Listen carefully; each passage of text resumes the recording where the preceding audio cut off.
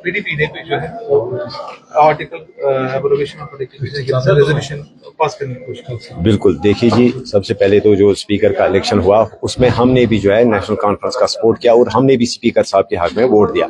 उसके बाद जिस वक्त स्पीकर साहब को मुबारकबादी के लिए जिस वक्त ऑनरेबल मेंबर्स की जो स्पीच चल रही थी उसमें जो है वही परा साहब ने जो है एक प्रोविजन मांगा कि आप जो है एक स्पेशल प्रोविजन लाइए कि हम रिजोल्यूशन जो है जो 5 अगस्त का फैसला है उसके खिलाफ लाए। लेकिन अनफॉर्चुनेटली वहाँ पे आपने देखा कि बीजेपी के जो मेंबरान है उन्होंने बात सुनी नहीं और हमें भी अपनी बात रखने का मौका नहीं दिया। तो और आपने ये भी देखा होगा कि किस तरह से जो ट्रेजरी बेंच पर मौजूद कुछ सरकार के जो मेंबरान हैं, इनफैक्ट वो तो बीजेपी को सपोर्ट कर रहे थे उस वक्त। तो ये बड़ी हैरानगी की बात है कि कल तक जो नेशनल कॉन्फ्रेंस जिस तरह से जो उनका मैनिफेस्टो है इस वक्त वो डिवेट हो रहे हैं अपने मैनिफेस्टो से जी। तो जिस तरह से आपको मौका नहीं दिया गया बोलने का, उसके बारे में आपका क्या है? आपने खुद ही देखा, हम बात करेंगे आइंदा भी जो है हम अपनी बात करेंगे, लेकिन अनफॉर्चुनेटली बीजेपी वाले जो है उन्होंने इस वक्त जो है वो अपनी गलतियों को, उनको भी एहसास है कि जम्मू कश्मीर के साथ अच्छा नहीं हुआ, लेकिन उनकी अपनी सियासी मजबूरियां हैं और वो इस वक्त जो है इस चीज को जस्टिफाई करते हैं और हमें बात करने का मौका नहीं देते। लेकिन हम बात करेंगे आगे और बिल्कुल जमहूरी तरीके से बात करेंगे और अपने लोगों की नुमाइंदगी करेंगे। रेजोल्यूशन आज पेश किया गया, आपको लगता है कि ये सही समय? इनफैक्ट रेजोल्यूशन के बारे में हमने भी जो है सेक्रेटरी साहब से और जो सेक्रेटरीट है असेंबली का, इनके साथ हमने राब्ता किया और उन्होंने कहा कि आज का जो सेशन है इसमें प्रोविजन नहीं है रेजोल्यूशन लाने के लिए।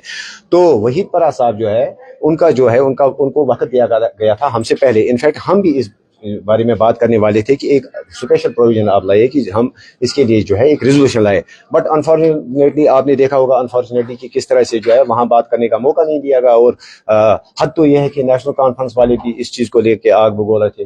जो उनका मैनिफेस्टो, हम तो चाहते थे कि उनका मैनिफेस्टो अमलाया जाए, जो उन्होंने लोगों के साथ 370 और 35A की जो वापसी के लिए जो उन्होंने लोगों के साथ वादे किए हैं, और अनफॉर्चुनेटली उनके कुछ मेंबरान भी बीजेपी के हक में वहाँ बात कर रहे थे।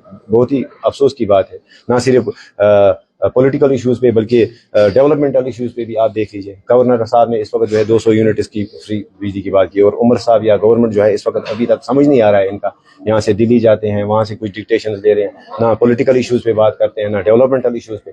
दूसरी रियासतों में आप देख लीजिए कि किस तरह से जो है अगर कोई गवर्नमेंट बनती है तो एक हफ्ते के अंदर अंदर अपने जो इलेक्शन मैनिफेस्टो जो है वो उसको फुलफिल करने की कोशिश करते हैं। बट अनफॉर्चुनेटली यहाँ पे कुछ नहीं है, ऐसा लग रहा है कि सब कुछ जो है कहीं और से कंट्रोल हो रहा है। इस तरह उमर अब्दुल्ला ने कहा कि जो वहीद परा ने किया खाली कैमरे के लिए किया, उसके बारे में आप क्या कहना चाहेंगे? नहीं, कैमरे के लिए उन्होंने नहीं किया, उन्होंने जो है हम भी चाहते थे कि एक प्रोविजन लाया जाए कि रेजोल्यूशन एक लाई जाए। उमर साहब ने आपने खुद देखा होगा कि गवर्नर साहब ने अपने एड्रेस में भी कहा कि स्टेटहुड के हवाले से उन्होंने कहा, ऐसा लग रहा है कि स्टेटहुड जो है कुछ एक आध डिपार्टमेंट का जो कंट्रोल अपने अंदर करने के लिए जो है इस वक्त जो है कंप्रोमाइज किया हुआ है उमर साहब ने और नेशनल कॉन्फ्रेंस ने इस वक्त। Thank you.